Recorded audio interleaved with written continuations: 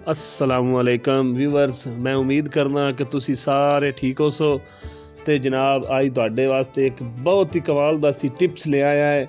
ਜਿਹੜੇ लोग बकरियां ਦੇ शौकीन हैं, ਜਿਹੜੇ लोग बकरियां पालते हैं, जिन्हों ਨੂੰ बकरियां ਤੇ ਬੱਕਰਿਆਂ ਨਾਲ लगन है, उन्होंने वास्ते एक स्पैशल असी वीडियो बना रहे हैं। तो इस वास्ते तुसां ये वीडियो वेखनी है, ਤੁਹਾਨੂੰ एक बहुत ही कमाल दा टिप्स दसांगे जिंदे ते तुसी अमल करके आपदी यानी बकरियां की तादाद वधा सकते हो।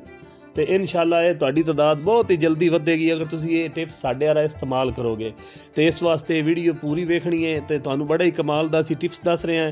तो तुसी जनाब साडा जिहड़ा चैनल है इनू लाइक सबसक्राइब ते शेयर कर दिओ। तो तुहाडी जनाब मुहब्बतां दा शुक्रिया होसीगा, क्योंकि असी यूट्यूब ते तुहाडे वास्ते नवीं वीडियो नवे टिप्स लेके आउने हैं।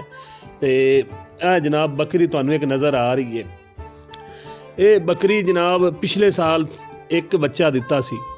तो इहदा मालक बड़ा परेशान सी कि यार मैं बकरी नू बहुत ही मतलब ना खुराक दी, इहदी फीड अच्छी की है, इहदी सारी यानी कि मेनटेन पूरी की है, लेकिन इन्हें एक मेमा दिता है। तो बहुत ही परेशान सी। तो ये जनाब सानू मिलिया सी, इन्हें एक टिप्स दिता सी। तो उनकी बदौलत इहदे को माशाअल्लाह इस टाइम 3 मतलब इहदी बकरी बच्चे दिते ने। एक ब्लैक कलर का नज़र आ रहा तुहानू, एक वाइट ते ब्लैक का है, तो एक रैड ते वाइट का है। वो पहले तुहानू नज़र आया उसी शायद। ये जनाब 3 बच्चे इन्हें दिते सी, असी इन्हू टिप्स दिता सी। उस तो पहले जनाब इन्हें इक्को बकरा दिता सी जिहड़ा तुहानू वाइट कलर का नज़र आ रहा है। रैड कलर की ये बकरी है। इन्हें जनाब हिक्का बच्चा दिता सी। इन्हू असी ये टिप्स दिता तो इनकी जनाब बकरी अगले साल मतलब 3 बच्चे दिते। तो वही टिप्स तुहानू देन लगे हैं। तुसी उहदे ते अमल करोगे तो तुहाडी बकरियां दी जनाब तादाद भी वधेगी। तो जनाब तुहानू बहुत ही फ़ायदा होएगा, तुहाडी जिहड़ी बकरियां दी डेयरी यानी फार्मिंग है वो कामयाब होवेगी। इस वास्ते वीडियो पूरी वेखनी है, तो टिप्स नू गौर नाल सुनना है, तो इस तरह अमल करना है। हुण तुहाडे कोल कोई भी किसी नस्ल की भी बकरी है, ताकि जिहड़ी मर्जी नस्ल की बकरी है, वो जनाब 1 साल सूई उन्हें एक बच्चा दिता, उस तो पिछले साल सूई उन्हें 2 दिते, उस तो अगले साल सूई फिर उन्हें एक दिता। ये जनाब तुसी बड़े परेशान हो कि ये की हो रहा है कि साडी बकरी ज़्यादा बच्चे नहीं दे रही। तो इस तुहाडे इस मसले का हल बनाने वास्ते असीं यह वीडियो बनाई है, हल करने वास्ते यह वीडियो बनाई है। तो जनाब तुसां वीडियो पूरी वेखनी है। जनाब तुहानू बहुत ही कमाल दा टिप्स देवांगे। यह बकरी जनाब इहदा मालिक बड़ा परेशान सी, सानू मिलिया, असां इहनू जनाब ये टिप्स दिता, तो इहदी बकरी माशाअल्लाह 3 बच्चे दिते। हुण करना की है कि जदों तुहाडा जानवर हीट ते आवे, मतलब तुहाडी बकरी किसी भी नस्ल की बकरी है, मतलब जिस तरह की भी है, अगर वो चंगी यानी उन्होंने खुराक चंगी फीड उन्होंने दिती हुई है, अच्छी उनकी तबीयत है, मतलब सेहतमंद है, उन जनाब हीट ते आ गई है, तो उनका जनाब तुसां की करना है, वो जदों हीट ते आवे उनका हल की करना है।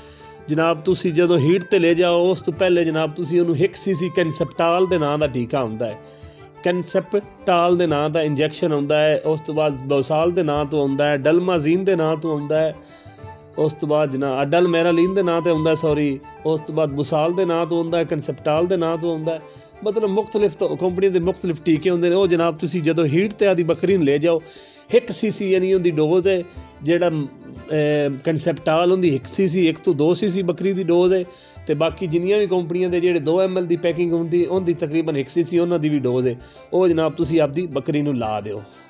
वो लावन तो बाद जनाब तुसी उन्होंने क्रॉस कराउणा। हुण क्रॉस कराउण दा तरीका तुहानूं बड़ा ही कमाल दा दसांगे। तुहाडे इंशाअल्लाह 3 तो 4 फल देवेगी जिहड़े एक दिंदी सी। तुसी जनाब कैंसेप्टाल ला के जनाब अपनी बकरी नूं क्रॉस वास्ते ले गए हो, लेकिन उनके तो पहले तुहानूं थोड़ा जिहा एक अरेंज करना पौसी हीट तो, मतलब तुहाडा जानवर हीट च आ गया तो जनाब उन 4 तो 5 घंटे के अंदर तुहानूं थोड़ा जिहा इंतजाम करना पौसी। इंतजाम की करना पौना है कि तुसी जनाब 3 बकरे इकट्ठे लभणे ने।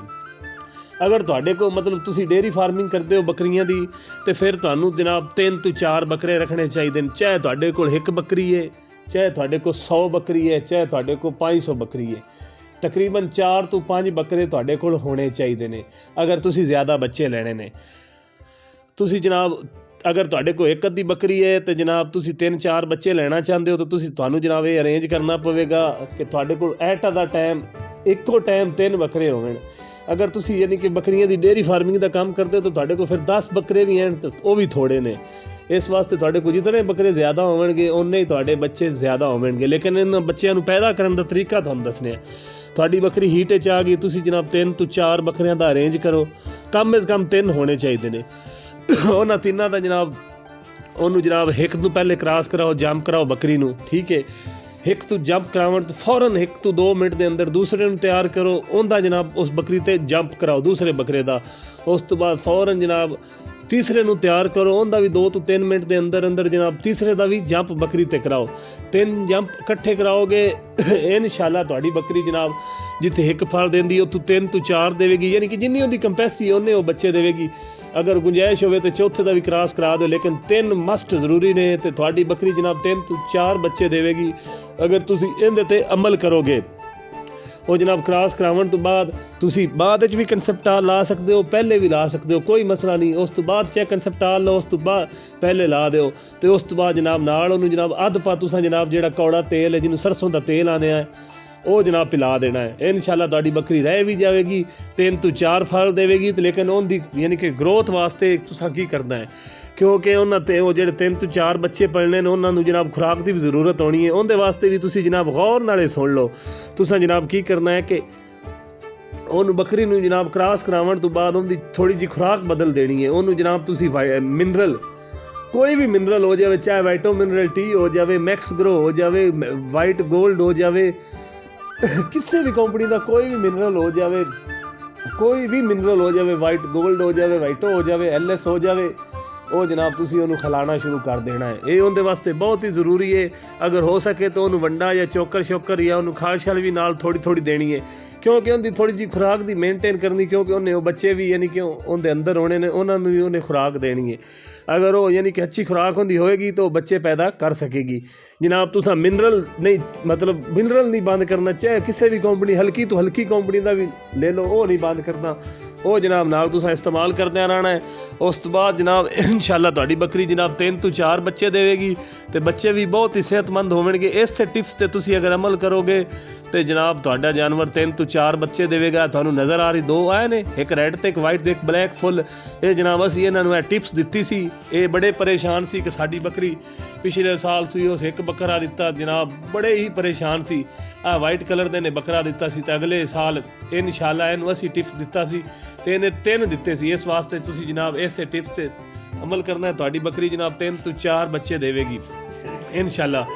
ਤੇ ਜਨਾਬ ਇਹ ਤੁਸੀਂ ਅਗਰ ਅਮਲ ਕਰੋਗੇ ਜਿਵੇਂ ਤੁਹਾਨੂੰ ਦੱਸਿਆ ਉਸੇ ਤਰ੍ਹਾਂ ਹੀ ਕਰਨਾ ਕਿ 3 ਬੱਕਰੇ ਹੋਣ, ਉਹਨਾਂ ਦੇ ਅਲੱਗ-ਅਲੱਗ 3 ਤੋਂ 4 ਮਿੰਟ ਜੰਪ ਕਰਾਉਣੇ ਨੇ ਤੇ ਜਨਾਬ ਉਸ ਤੋਂ ਬਾਅਦ 1 cc ਕਨਸੈਪਟਾਲ ਜਾਂ ਕਿਸੇ ਵੀ ਕੰਪਨੀ ਦਾ ਤੁਸੀਂ ਜਨਾਬ ਉਹਨੂੰ ਪ੍ਰੋਟੋਕੋਲ ਦੇਣਾ। ਇਨਸ਼ਾਅੱਲਾ ਤੁਹਾਡੀ ਬੱਕਰੀ ਜਨਾਬ 3 ਤੋਂ 4 ਬੱਚੇ ਦੇਵੇਗੀ। ਓਕੇ, ਅੱਲਾ ਹਾਫਿਜ਼।